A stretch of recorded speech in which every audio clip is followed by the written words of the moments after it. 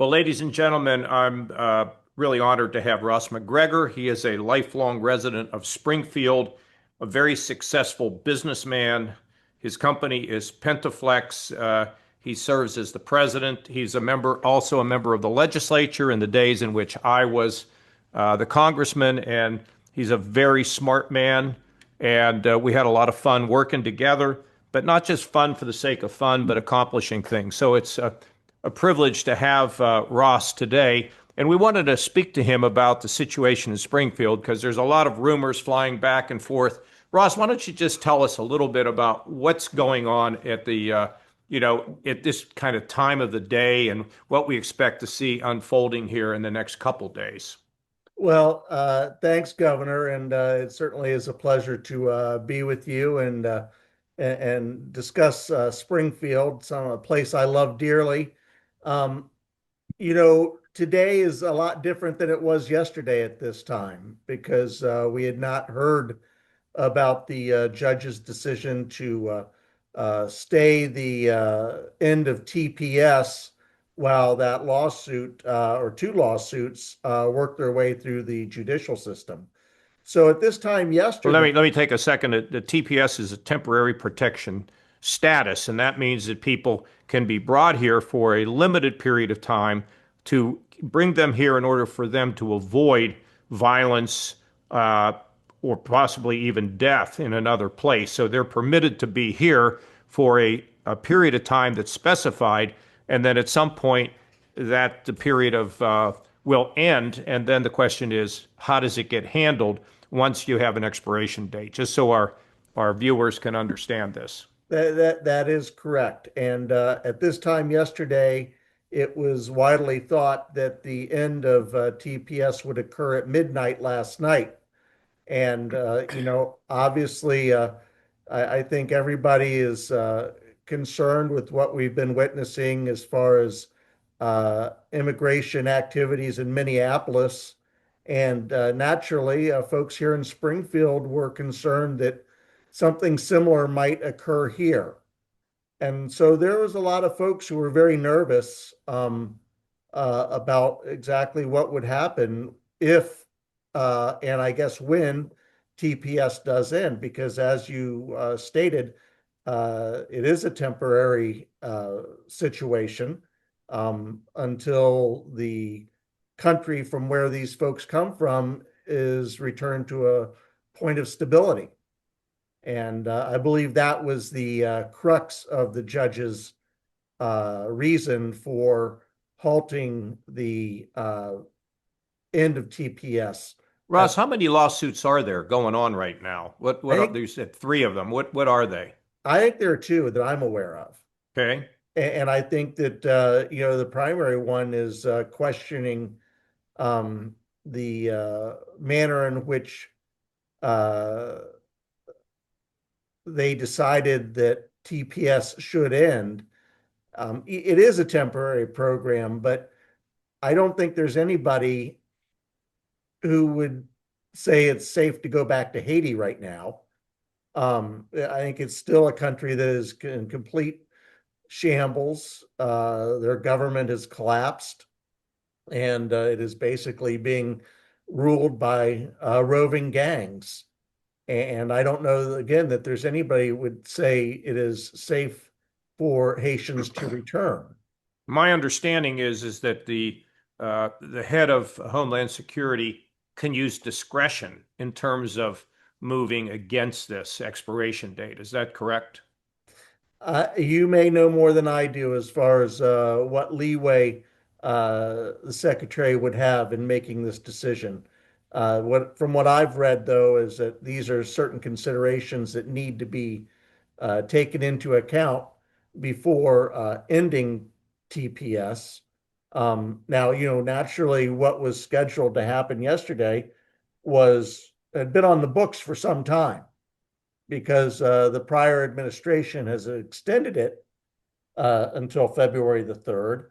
So really, the judge's decision kind of came in at the very last second. Uh, and obviously, I know there are people here in Springfield who are breathing a sigh of relief today, but that that may just be temporary because, again, this lawsuit will ultimately, I'm sure, end up before the Supreme Court and be decided there. Ross, tell us about the situation involving Haitians, immigrants that are in Springfield. Give us a little history. You know, you were once a thriving factory town, and then businesses largely left. And now you have a different business climate. Tell us a little bit about those folks. Who are they? How much of a part of the community have they become? What have they contributed? Or are they just people down there that are taking advantage of the system? Talk about that a little bit. Well, from my perspective, as you mentioned, Springfield has got a long history as a center of manufacturing. We're still uh, very heavily invested in manufacturing facilities such as mine, and it's still a great occupation here. But it's not what it was, and there was a workforce labor shortage that we'd been experiencing, particularly after the pandemic, and it was very difficult to find um, consistent labor workers to come and be a part of our team, and many of my fellow manufacturers felt the same way. The Haitian population, um, to my mind, was came in here to fill some jobs at a local food packaging operation. And, word spread that there were opportunities in Springfield, and more of their countrymen and women came to Springfield. And they did so in a very rapid manner. I mean, it was kind of like overnight, uh, and it was very noticeable because the Haitians, it's a different culture, and there was some let's say friction between the integration of the Haitians into the Springfield culture. There was the language barriers that were very difficult to overcome. Their driving skills were nothing short of horrific, and just their general knowledge of how we operate here in Springfield, it caused some issues. And I think the community felt that pressure. Now, this is something that Governor DeWine and his administration, uh, they surged a lot of resources into Springfield to try to help mitigate some of these friction points. And in time, the Haitian population has, again, to my mind, uh, adapted much better to living in the community, to the point that now there are some Haitians who have started their own businesses. There are Haitians who have purchased their own homes. They've really tried to integrate into the community, and the community, not all of the community, but a good part of the community has tried to welcome the Haitians uh, to Springfield and help them become a part of the Springfield environment. So Ross, let me ask you. So you say that many people in Springfield, many of the citizens have worked to integrate them. Some don't. What? How would you describe that split? I think it's right about down the middle. Really? Yeah, it's eerily eerily evenly distributed, I would say, between folks who are very open to the Haitians being a part of our community and those who feel threatened by the Haitians and would like to see them leave. Why do they feel threatened? What is it that they've seen that's frightened them? Has there been violence? Has there been, any sort of law breaking that has been seen in any kind of a significant way? Not at all. The data, and there's been a lot of data that's been collected regarding the Haitian population and the uh, uh, the accusation that they have led to more crime. That's just not true. Quite honestly, it turns out that the Haitians are more prone to be victims of crime here in Springfield than they are perpetrators of crime. Now, people are people.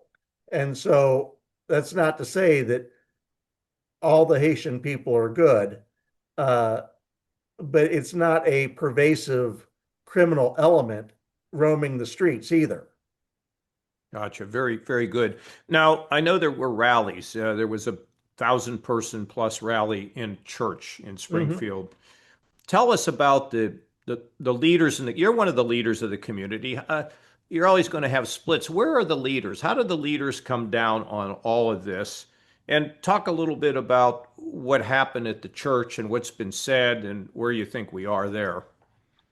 I believe that the local faith community is very supportive of our Haitian neighbors and is are very engaged in trying to help them navigate this difficult time and place that they find themselves in.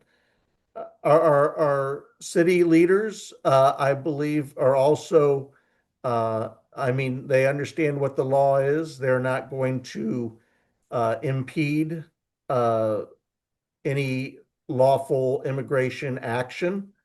Uh, but they too recognize that, the Haitian population is actually a benefit to the community in terms of economics and increasing the tax base, having their own businesses, and really integrating into the community. So I think our local leaders have been uh, more or less supportive of our Haitian population. Again, to the point that they are going to follow the law and not try to interfere with any lawful immigration activities. Yeah, my understanding is I do happen to know that the Highway Patrol, excellent group of people. I worked The with them best. closely, still know a number of them. Some of them are my friends. They are aware of a potential problem there. I understand that the sheriff's organization down in that part of the state, they're also prepared. And I think Mike DeWine has said that if ICE was to come, that he would expect that they would work closely with local law enforcement so that the citizens would be protected. You have any sense of all that?